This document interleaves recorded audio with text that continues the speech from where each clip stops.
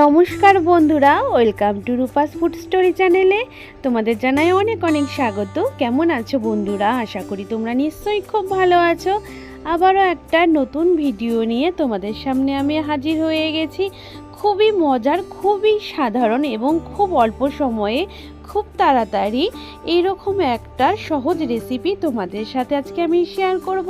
তাই বন্ধুরা প্রথম থেকে পুরো ভিডিওটা শেষ পর্যন্ত দেখো এবং লাইক সাবস্ক্রাইব করে পাশে থেকো। আমি আজকে আলু দিয়ে বানাবো এই রেসিপিটা।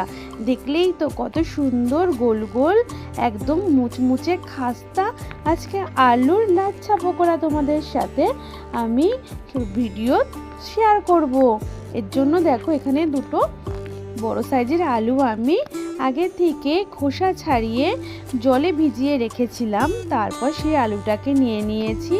এবার আমি একটা গ্রেটার নিয়ে নিয়েছি, তোমাদের দেখিয়েছি। গ্রেটারের যে মোটা অংশটা থাকে সেই দিকটা দিয়েই আমরা দেখো আস্তে আস্তে ওপর থেকে নিচের দিকে আলুটাকে একটু ওপর থেকে নিচের দিকে টান দেব।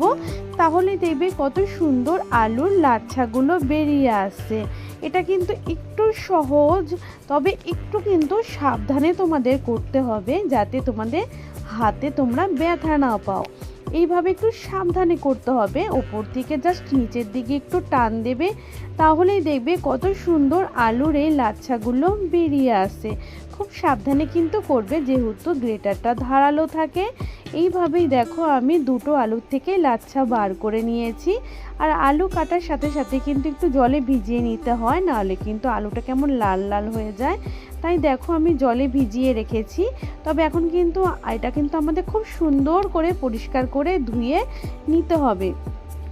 তার জন্য কিন্তু আমাদের 2 থেকে 3 বার জল পাল্টে পাল্টে আলুর লাচ্ছাগুলোকে ধুয়ে পরিষ্কার করে নিতে হবে, যতক্ষণ না পর্যন্ত জলটা পুরো পরিষ্কার হয়ে যাচ্ছে। দেখো আমি একটা পাত্র থেকে নিয়ে আরেকটা পাত্রের মধ্যে দেখো জলের মধ্যে আলুর লাচ্ছাগুলোকে ভিজিয়ে নিচ্ছি। এখনও দেখো জলটা কত এখনও কিন্তু ঘোলাটে আছে, জলটা পুরো সুন্দর পরিষ্কার হয়নি কিন্তু।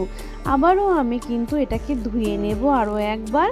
এইবার দেখো কত সুন্দর জলটা উপরে পরিষ্কার হয়ে গেছে আর আলুর লাচ্ছাগুলো পুরো পরিষ্কার হয়ে গেছে। আমাদের এটা ধোয়া কমপ্লিট হয়ে গেল।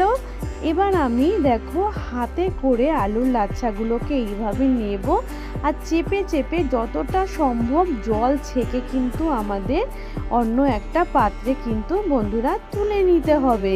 এটা কিন্তু কাজটা খুবই সহজ আর এত অল্প সময়ে এত সুন্দর যে আলু লাচ্ছা পকোড়া তৈরি করা যায় সেটা তোমরা প্রথম থেকে শেষ পর্যন্ত ভিডিওটা না দেখলে বুঝতে পারবে না।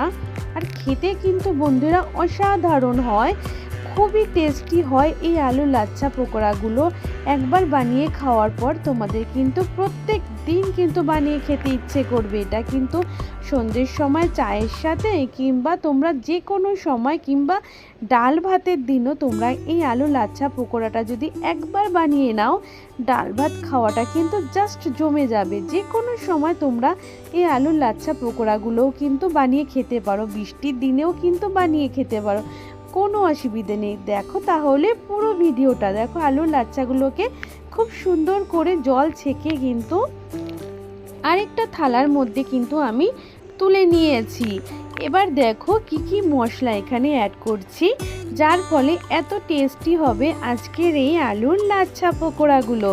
এখানে দিয়ে দিয়েছি স্বাদ অনুযায়ী লবণ, লবণটা কিন্তু একটু বুঝে শুনে দেবে। আর দিয়ে দিয়েছি সামান্য একটু গোলমরিচের গুঁড়ো। গোলমরিচের গুঁড়ো দিলে সুন্দর একটা ফ্লেভার আসে, যদি তোমরা পছন্দ না করো তাহলে দিও না। আর এখানে সবচেয়ে যেটা ইম্পর্টেন্ট সেটা হচ্ছে এই ম্যাগি মশলা। দেখো এখানে আমি 1 প্যাকেট ম্যাগি মশলা নিয়ে নিয়েছি। আর এই ম্যাগি মশলাই আজকে আমাদের ম্যাজিক করে দেবে আলুর লাচ্ছা পকোড়ার মধ্যে। এতটাই টেস্টি বানাবে সেটা আর বলার অপেক্ষা রাখে না, তোমরা বানালেই বাড়িতে বুঝতে পারবে।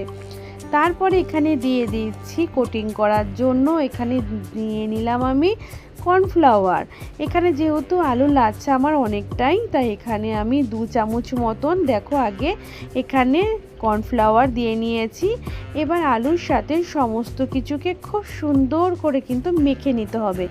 এখানে কিন্তু আর এক ফোঁটাও আমরা জলের ব্যবহার করব না, যেহেতু এখানে লবণ ব্যবহার করেছি। আলুগুলোকে যখন আমরা এভাবে মাখবো তখনই কিন্তু এর গায়ের থেকে আলুটা অনেকটাই জল ছাড়বে, আলুটা কিন্তু একদম নরম হয়ে যাবে। এইভাবেই কিন্তু খুব সুন্দর করে সমস্ত মশলার সাথে আলুর লাচ্ছাগুলোকে দারুণ করে কিন্তু মেখে নেব। দেখো মাখতে যখন থাকবো আস্তে আস্তে দেখে তোমরা বুঝতে পারবে যেখানে এক ফোঁটাও আর জলের প্রয়োজন হবে না। আমরা এর থেকে খুব সুন্দর করে কিন্তু এটা মেখে নেব। তবে বন্ধুরা, এটা যখন তোমরা মাখবে চেষ্টা করবে সাথে সাথেই বানিয়ে নিতে। কিছুক্ষণের জন্য বা আধ ঘন্টার জন্য কিন্তু তোমরা এটা রেখে দিও না, তাহলে আলুর থেকে কিন্তু অনেকটাই জল বেরিয়ে একদম আলুর লাচ্ছাগুলো নরম হয়ে যাবে। এটা মাখার সাথে সাথে কিন্তু তোমাদের বানিয়ে নিতে হবে, তাহলে কিন্তু আলুর লাচ্ছাগুলো খুব সুন্দর দেখা যাবে আর খেতেও কিন্তু অসাধারণ হবে। তোমরা কিন্তু বাড়িতে অবশ্যই এই আলু লাচ্ছা পকোড়াটা বানিও। ছোট থেকে বড় সকলে ভীষণ মজা করে খাবে, দেখবে কতটা টেস্টি হয়। আর সকলে আরেকবার তোমাকে বানানোর জন্য অবশ্যই কিন্তু আবদার করবে। তা দেখো এখানে আমি দেখছি আর একটু আমার কর্নফ্লাওয়ারের প্রয়োজন পড়লো, তাই হাফ চামচ মতন আর একটু কর্নফ্লাওয়ার আমি এখানে অ্যাড করলাম।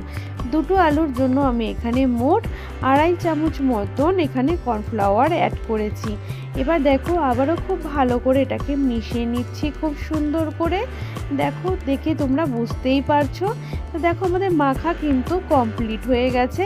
এবার দেখো হাতে করে কিন্তু এইভাবে দেখো গোল করে নিলেই কিন্তু খুব সুন্দর একটা গোল হয়ে যাচ্ছে। তোমরা কিন্তু দেখে বুঝতেই পারছো যে আমি খুব বেশি কিন্তু এখানে কিন্তু দেইনি কর্নফ্লাওয়ারটা, দেখলেই বোঝা যাচ্ছে। আলু লাচ্ছাগুলো কিন্তু দেখাই যাচ্ছে যে পুরো কোটিং হয়নি একদম। দেখো এবার আমি কড়াইতে তেল গরম করতে বসিয়ে দিয়েছিলাম, তা তেলটা আগে ভালো করে গরম করে নিয়েছি। এবার আমি আলুর লাচ্ছাগুলোকে গোল গোল করে হাতে এক এক করে কড়াইয়ের মধ্যে কিন্তু দিয়ে দিচ্ছি। খুব সহজেই কিন্তু এটা গোল গোল করে নেওয়া যায়। তোমরা যদি কেউ পছন্দ করো যে গোল করবে না, তাহলে তোমরা একটু হাতে চাপ দিয়ে চ্যাপটা চ্যাপটা করেও তোমরা করে নিতে পারো, সেটা তোমাদের পছন্দ অনুযায়ী। তা আমি আজকে একটু গোল গোল করে সব পকোড়াগুলো ভাজবো। দেখো এইভাবে আস্তে ধীরে খুব সুন্দর করে হাতে গোল গোল করে একটা একটা করে ছেড়ে দিচ্ছি তেলের মধ্যে। তবে খুব সাবধানে কিন্তু তোমরা আলু লাচ্ছাগুলো ছাড়বে, যাতে গরম তেলে ছ্যাঁকা যাতে হাতে না লাগে।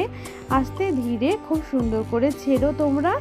দেখো এইভাবে আমি সমস্ত আলুর লাচ্ছাগুলো গোল গোল করে সুন্দর করে দেখো দিয়ে দিচ্ছি পকোড়ার আকারে। এবার আমরা কিন্তু এটার একটা পিঠ হওয়া পর্যন্ত কিন্তু অপেক্ষা করতে হবে। তবে প্রথমে কিন্তু খুব হাই হিটে ভেজে নিও না, তাহলে কিন্তু একদম উপর থেকে লাল হয়ে যাবে, ভেতরটা কিন্তু ভালো করে হবে না।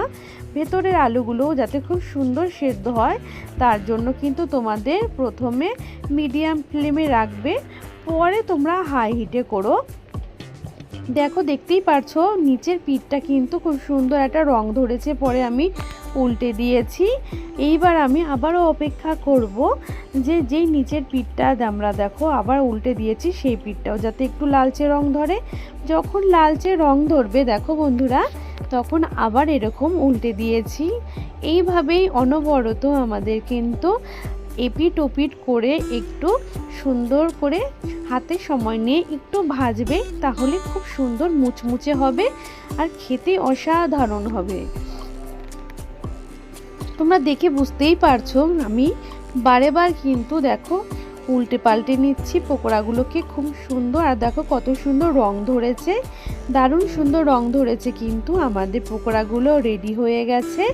এইভাবেই আমি বাকি সমস্ত পকোড়াগুলো কিন্তু একইভাবে ভেজে নেব, তারপর তোমাদের সার্ভ করে দেখাচ্ছি। দেখো আমি সমস্ত পকোড়াগুলো সুন্দর করে ভেজে নিয়েছি, প্লেটে সার্ভ করে দেখাচ্ছি। কত সুন্দর আর লোভনীয় হয়েছে, তোমরা সেটা দেখে কিন্তু অবশ্যই বুঝতে পারছো। দেখে মনে হচ্ছে এরকম এক প্লেট বানালে কিন্তু তোমাদের বাড়ির প্রত্যেকের হবে না, আরও বেশি বানাতে হবে। কিন্তু এতটাই টেস্টি, আমি একটা ভেঙে দেখাচ্ছি। ওপরটা মুচমুচে হয়েছে আর ভেতরটার মধ্যে একটু জুসি ভাব আছে। এতে কিন্তু পকোড়াটা খেতে আরও বেশি টেস্টি লাগবে। দেখো আমি দেখালাম তোমাদের খুব সুন্দর করে। আজকের ভিডিওটা নিশ্চয়ই তোমাদের কাছে ভীষণ ভালো লেগেছে, তাই আমার এই ভিডিওতে অবশ্যই কিন্তু একটা বন্ধুরা লাইক করো। তোমাদের একটা লাইক কিন্তু আমার কাছে কিন্তু অনেক দামি এবং আমাকে পরবর্তী ভিডিও বানাতে কিন্তু অনেকটাই উৎসাহিত করে। তোমাদের কাছে একটা লাইক সাধারণ হলেও আমার কাছে কিন্তু অনেক দামি। এইভাবেই আমার চ্যানেলটা সাবস্ক্রাইব করে নিও, অন্য বন্ধুদের মাঝে শেয়ার করে দিও। বাই।